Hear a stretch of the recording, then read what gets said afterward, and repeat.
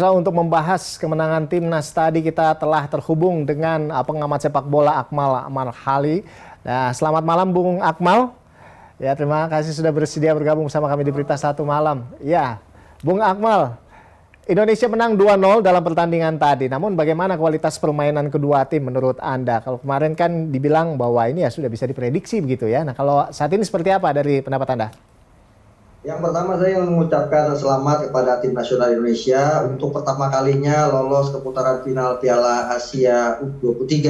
Karena sebelumnya dalam 5 episode terakhir sejak 2013 kita selalu gagal di kualifikasi.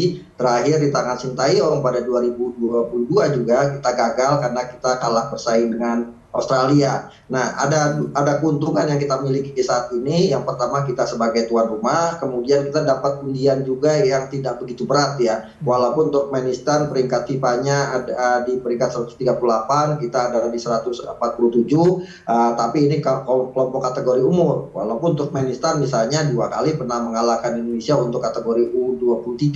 Kemudian Turkmenistan pada 2022 bahkan mereka lolos sampai perempat final Piala Asia U23 dengan mengalahkan Iran 2-1, kemudian imbang 2-2 melawan Qatar, kemudian di perempat final kalah 1-0 dari Australia. Sekali lagi ini kita masih melawan tim yang secara level tidak begitu berat, sehingga saya berharap bahwa sukses kita lolos ke Piala Asia ini tidak kemudian membuat kita jumawa seolah-olah kita sudah juara dunia, karena penampilan yang paling sesungguhnya adalah nanti di putaran final, di mana tim-tim tradisional Asia itu akan ikut serta. Ada Arab Saudi, ada Jepang, Korea Selatan, bahkan ada Australia juga di situ, ada Cina, dan ada Irak. Bahkan ada kemungkinan Asia Tenggara mengirim 4 wakil ya, selain Vietnam, ada Thailand, Indonesia, dan juga kemungkinan Malaysia ikut lolos ke putaran final Piala Asia. Artinya ini akan menjadi persaingan sesungguhnya buat tim nasional kita untuk tampil di Piala Asia U23 yang akan digelar di Qatar pada 15 April sampai 3 Mei 2024. Masih ada waktu sekitar 6-7 bulan, kita harus lebih bersiap lagi karena lawan yang dihadapi pastinya akan lebih berat levelnya dibanding di kualifikasi grup K ini. Baik. Jadi jangan dulu jumawa begitu ya. Ini ke depan masih lumayan berat juga ini lawan-lawannya. Nah, ini timnas berhasil merebut skor 2-0. Tapi apa kira-kira yang masih perlu dievaluasi begitu dari permainan timnas ini, Bung?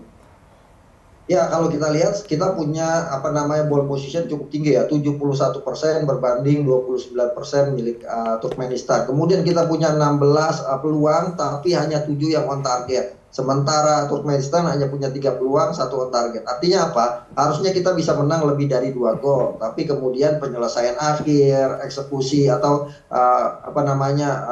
pola permainan dan eksekusi dari lini kedua kita ini belum on target semuanya, belum begitu maksimal. Kayak tadi seperti Ramadan Sananta, tendangannya melambung tinggi ke atas. Nah, ini yang harus dibenahi ke depan. Ketajaman lini depan akan menjadi PR buat kita, karena ke depan kita akan melawan tim-tim yang punya pertahanan bagus, plus juga punya lini tengah dan lini serang yang sangat bagus. Nanti ada Arab Saudi, ada Korea Selatan, ada Jepang, ada Australia. Ini yang perlu dibenahi. Lini depan kita masih bermasalah, kemudian juga lini belakang kita belum teruji sesungguhnya.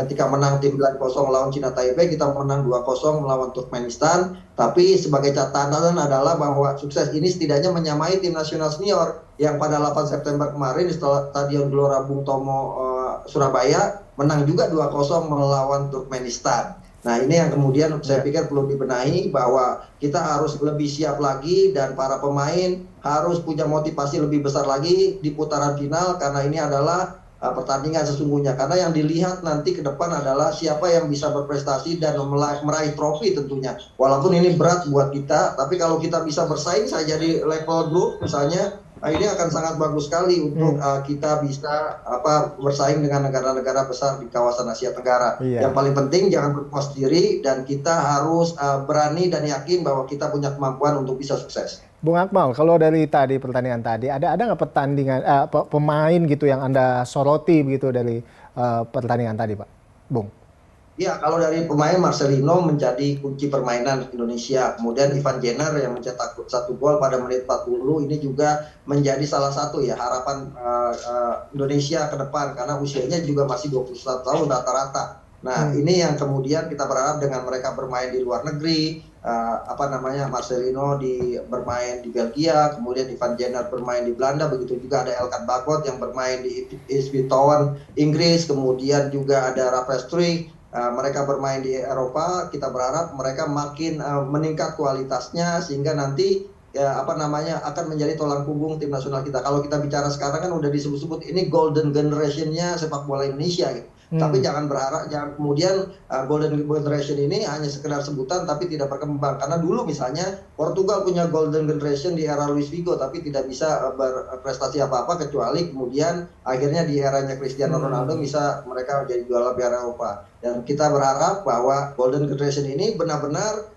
bertahan dalam waktu rentang yang cukup lama. Jangan sampai kemudian dikotori oleh kompetisi dalam negeri, ya pada akhirnya kualitas mereka menurun. Baik, tentunya kita berharap bahwa Golden Generation ini nggak cuma jadi logo begitu ya, tapi benar-benar bisa terjadi gitu ya, sehingga memang sepak bola kita juga bisa mendunia seperti itu. Baik, terima kasih Bung Akmal sudah bergabung bersama kami di sini. Terima kasih atas waktu Anda dan informasinya.